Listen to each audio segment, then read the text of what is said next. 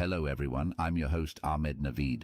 Today we'll talk about a fascinating method in mathematics that will surely amaze you. I hope you'll find this method very interesting.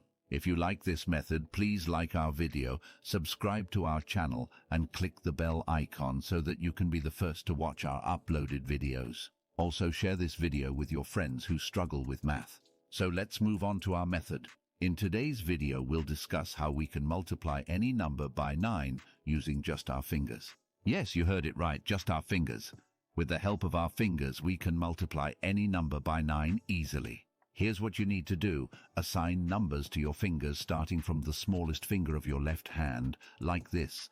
The smallest finger of your left hand represents 1, then the next finger represents 2, and so on, until you reach the smallest finger of your right hand, which represents 10.